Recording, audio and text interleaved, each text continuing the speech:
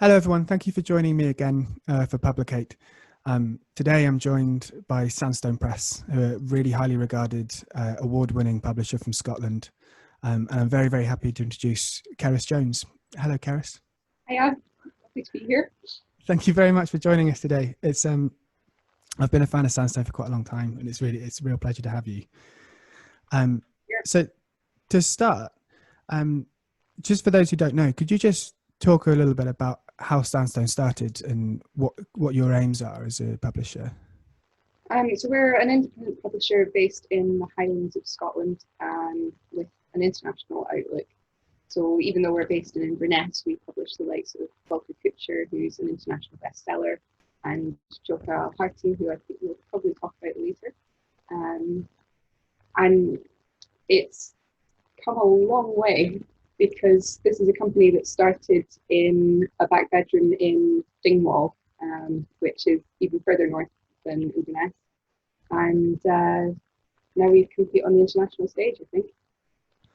That's quite amazing. I didn't realize it started literally in a back bedroom. Yeah, I think a lot of indie publishers have similar kind of origin stories where they've been at a kitchen table for the first couple of years and things. Yeah, and it's quite nice to know that one of those, because a lot of those ones that start in back bedrooms actually don't end up becoming these kind of internationally recognized publishing houses. So how would you kind of explain that journey that Sandstone's taken from the bedroom to now? There have been some major changes, and I think one of the most important things for Sandstone's development has been our managing director, Robert Davidson's focus on learning and adapting continually.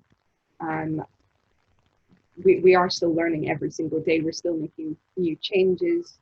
I mean, just last week we got Volcano, which is the kind of journalism database, and that's something that a lot of people in publishing will take for granted, but it's new and exciting for us. So it's just those little things along the way that build up to have this huge cumulative effect. I think all of that is, of course, down to Bob for the years that he's been doing this on his own, and hopefully now that he's got a team around him, we're able to contribute to that too. And what is your role in the team? So I'm marketing executive now. So I deal with all of basically I let people know that we have exciting books coming out. Cool. And so I'm also aware that there are people watching who might not necessarily know what the main differences are between an independent publisher and mainstream publishing. Can you just kind of summarize for us what you see the benefits of being an independent are?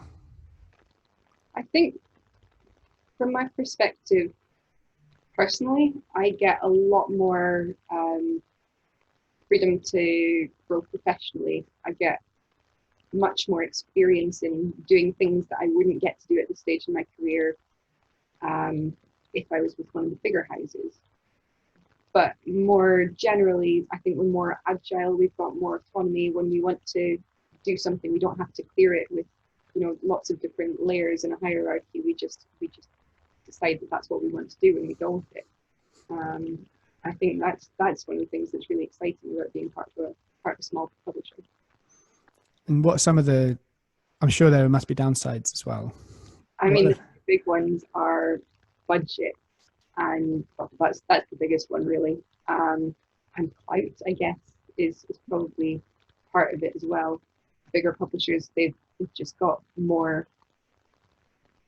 They've had more time to build the relationships. They've built the reputation.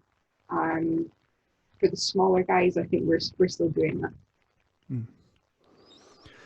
And so, my guess would be that as a small press, do you think you have a different relationship with your authors to a bigger press? I think we do, yeah. And I mean, I'm still in touch with authors that we published quite a while ago. Some of them that we published before I even joined the company. So that was back in 2017. I think I was thinking about this when you said things through initially, and I think because we work with smaller teams, it's almost inevitable that you have a closer relationship with the authors. And because we have smaller lists that we're working with, we care more about, that feels unfair to the big guys, but we do care deeply about each author and each book that we're publishing. And I hope that comes through in the way that we handle books and the way that we publish them. Yeah, I feel like big publishers will have like a marketing package that they'll give, like, and it can be, you know, they've got the budget for it to be a quite extravagant marketing package, but it's very much a one size fits all. Yeah, which often you get the 6 weeks or a little bit more, a little bit less, depending on the book. And that's where your campaign has to fit into in order to fit with everything else that's going on. Whereas we're able to be a bit more flexible. And we recently facilitated an event for a book that came out in 2018. So it's, you know, it's because that is a book that we cared about and that we have that relationship with the author. And I don't know if that makes sense. No, it does. It's kind of like your relationship can live beyond just the publication of the book and the book being successful. You can maintain a kind of personal and professional relationship with them. Yeah. And so how do you, generally speaking, pick those authors? You know, on your website, you say you have a kind of, one of your criteria is innovative writers. What's your kind of criteria for what is an innovative writer in your eyes? I think that's a really tough question. Innovation is one of those things that you kind of, you almost know it when you see it, because it's going to be different to what you've seen before. And I think that's quite an exciting aspect of what we're sent. But honestly, it's stuff that we fall in love with. That's what we want to publish. And our editorial team is always on the lookout for something that's really great, except for at the moment because we're not open to submissions due to the COVID situation. But that's usually the criteria.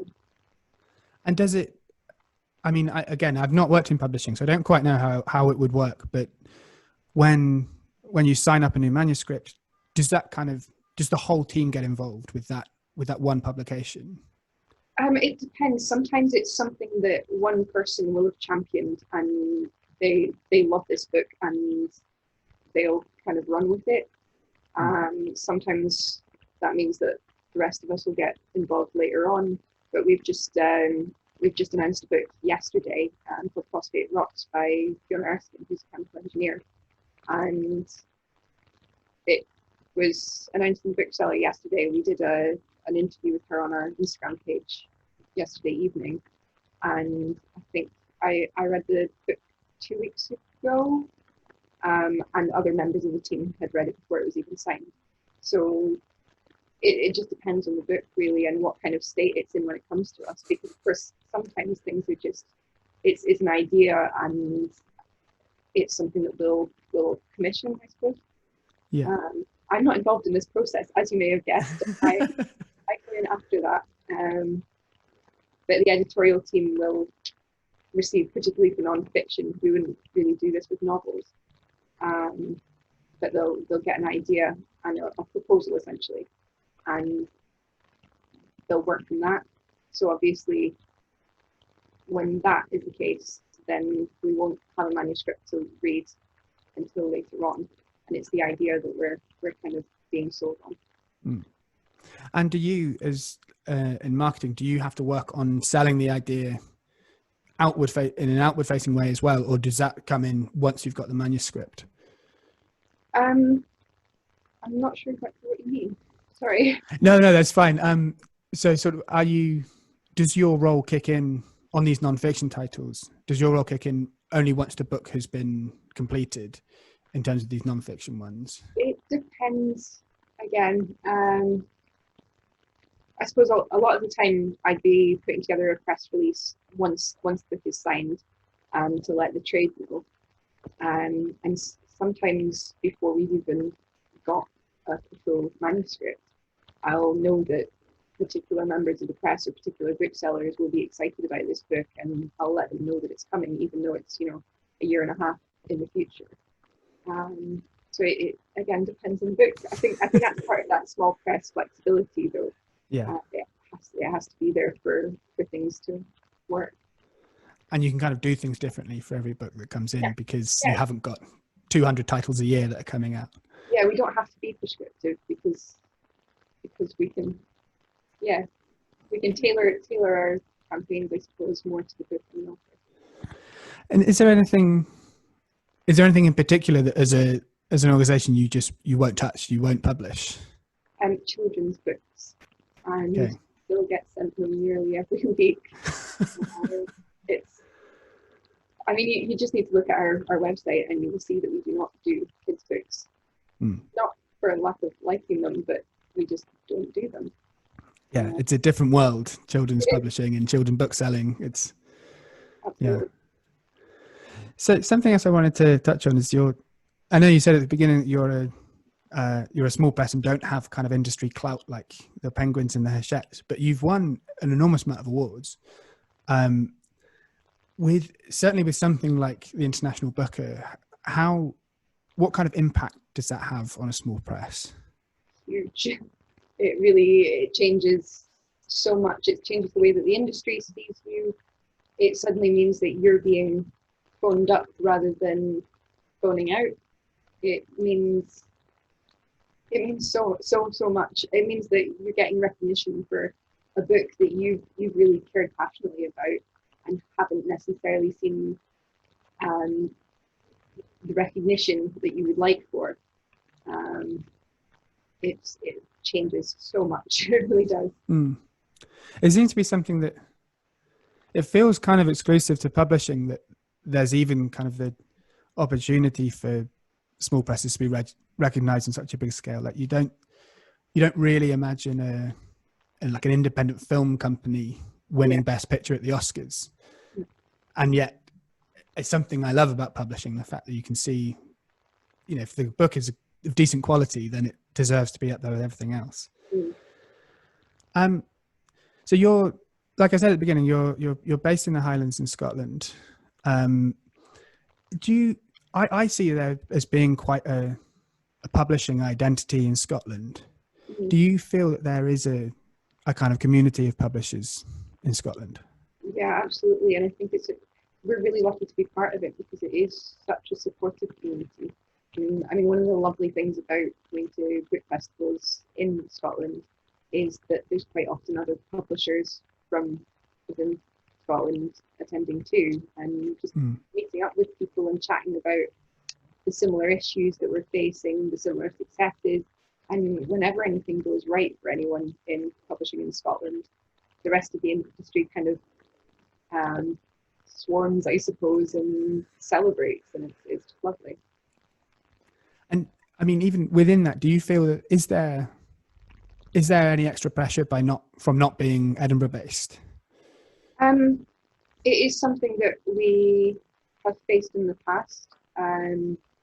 Just things like events being here, and it adds financial pressure. Obviously, you've got your train tickets, you've possibly got to cover accommodation, that sort of thing.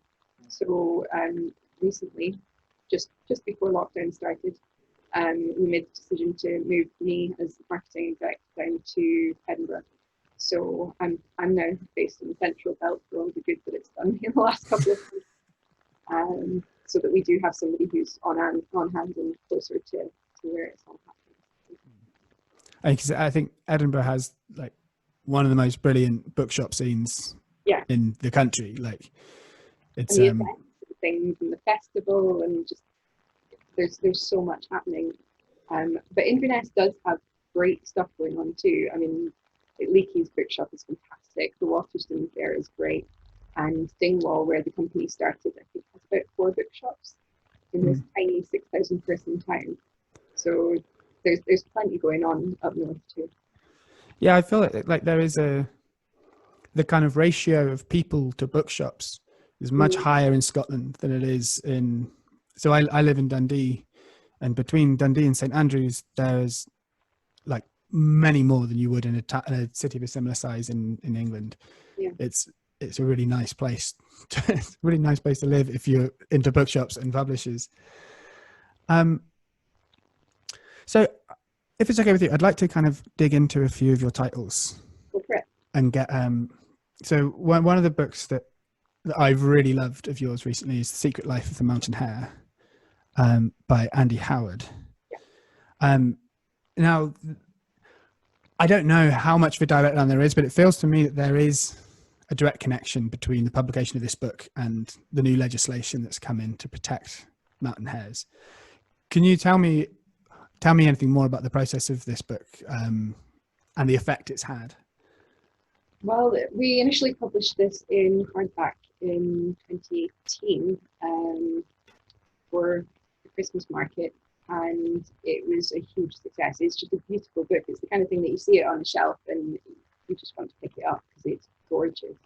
Andy's photography skills are just mind-blowing to somebody like me. He sees these incredible things in the world and he gets them on camera, and we've had the pleasure of turning them into a book.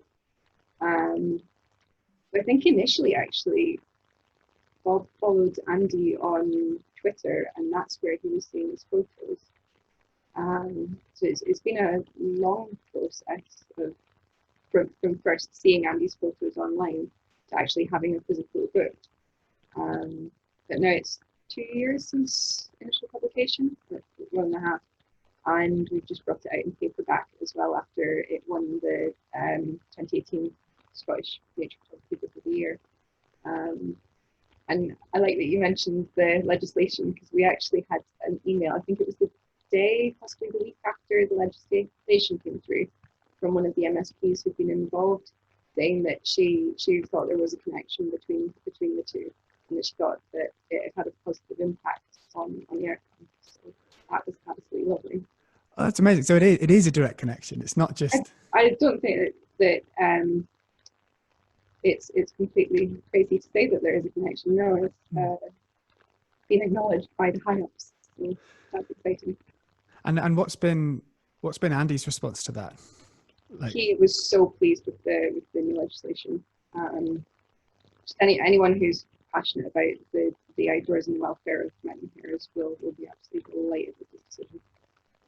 Yeah, and for anyone at home, I think, yeah, it is an absolutely gorgeous book to hold. Like, it's a full-size coffee table photography book that is, yeah, I really, really recommend you get it. Have you seen his Cairngorms book? I haven't, no.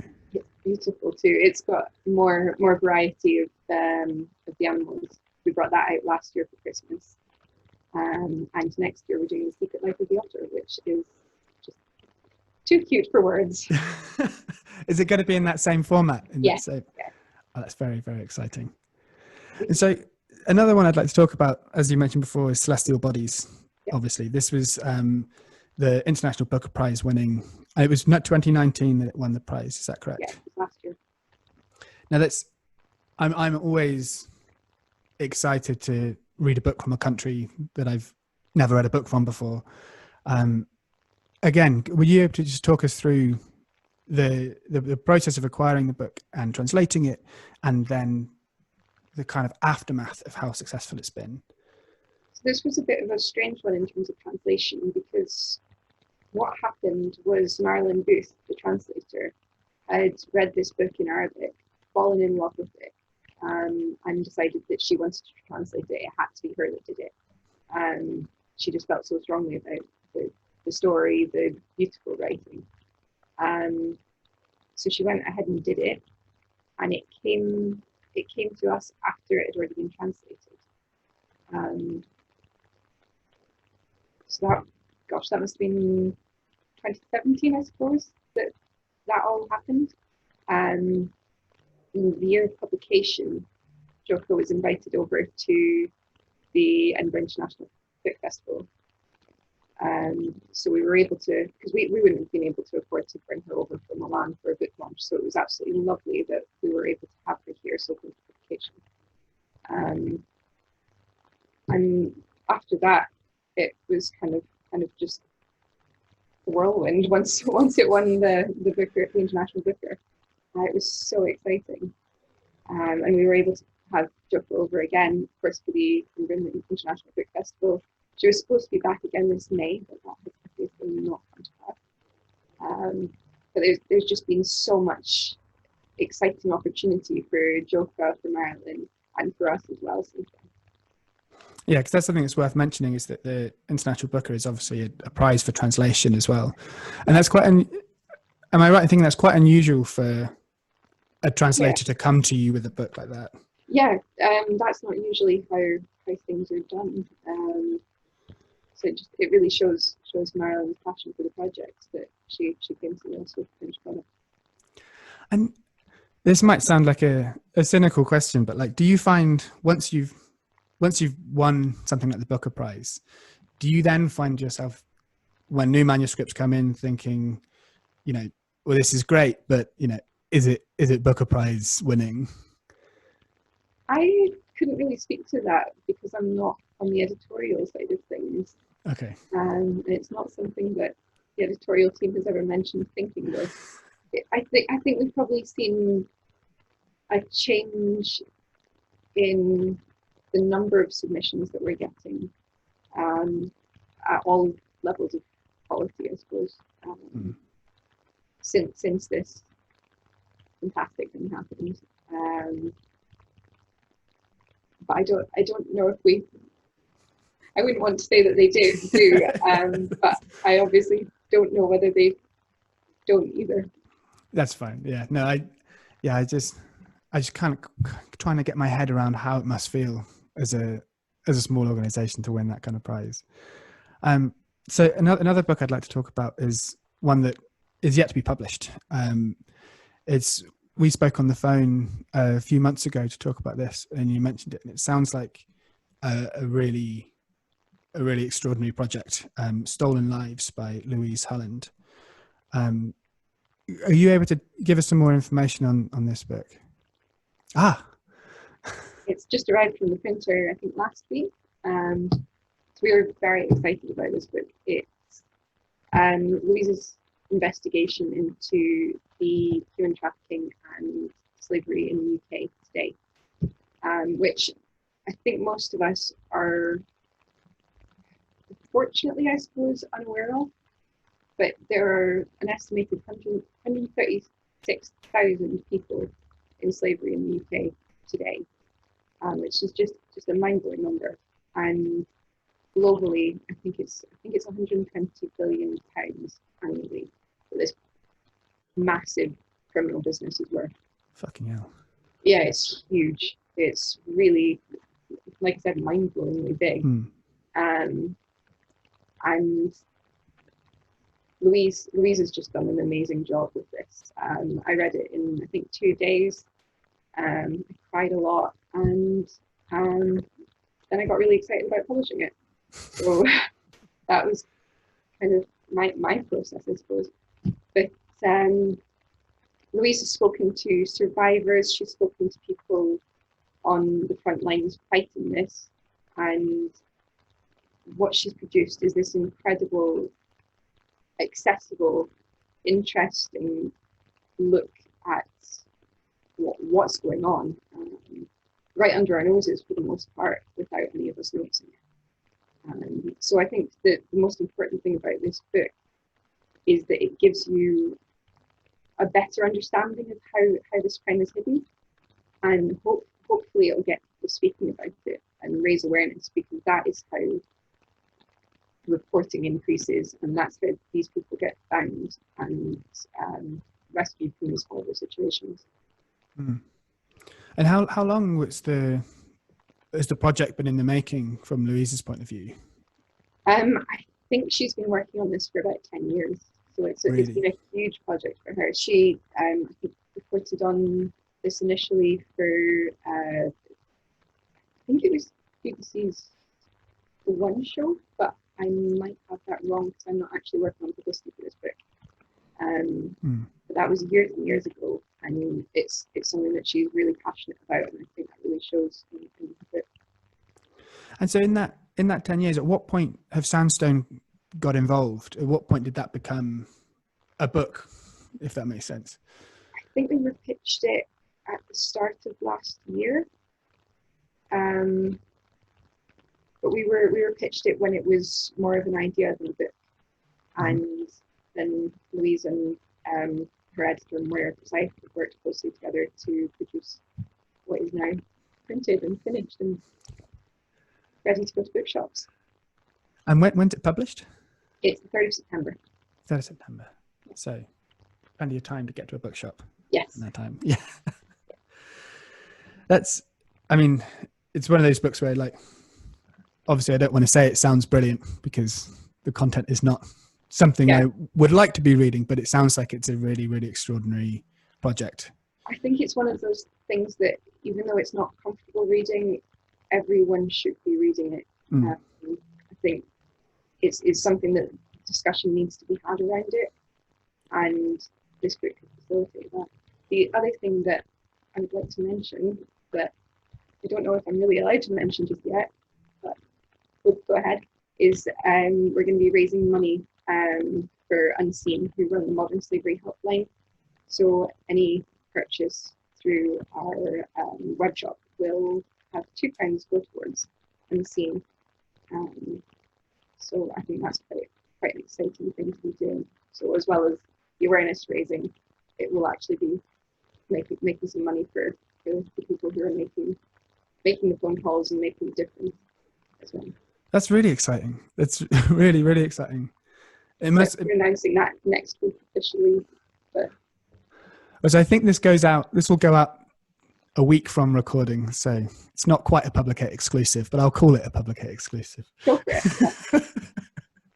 Well, that's great. It must feel extraordinary for something which is clearly such an enormous issue to have been a part of something that may take steps towards it being overcome. That's absolutely, and I feel so proud of Louise, the work that she's done and the emotional side of things. I mean, it's hard reading, and it must have been heartbreaking doing research. Yeah, I can't imagine involving yourself in that world for a decade. Yeah, the toll that must take. Yeah, and she's made friends with one of the women that she interviewed, so she's been there through so much of the process, and the emotional investment there is huge. Well, right. So to move on, if that's okay, you recently, I think this year was the very first Sandstone Short Story Prize. Is that correct? Yeah. Could you tell me a bit about how that came about? I can't take any credit for this. I was on the phone with Dan Brotzel, who's one of our authors. He wrote a short story collection called Hotel to Jack, which we published in January this year. And we were chatting about how much time a lot of people suddenly had on their hands. And he was talking about writing short stories and how that was easier for him at the moment because of the kind of the headspace, I suppose, that people had, particularly at the start of lockdown. Sitting down and writing a novel felt like a big ask. I'm sure it usually is too. I've never even tried. But we were chatting about that and how we could get involved with that and get people chatting and writing and kind of creating a bit of a community, I suppose. So we came up with this idea. I should say Dan came up with this idea to hold a short fiction prize. So that's kind of where it all came from. And can you tell me anything about the winner from this year? It was really good. It's on our website in our news section, and it's just brilliantly crafted. It's one of those pieces that it feels like it's got the weight of a whole novel, even though it's this. It's really intense. It's really, really intense. You've read it? Yeah, it's got all the kind of. It's written in the form of like a war letter. Yes. Yeah. Yeah, with kind of redacted sections and. Yeah. So. James Fellison, I think that's how you pronounce his surname, who won, and we've had two brilliant runners up as well. One of whom is a Sandstone author from before, actually, but it was all done anonymously, so we didn't realise Oh, nice. until we announced the winners.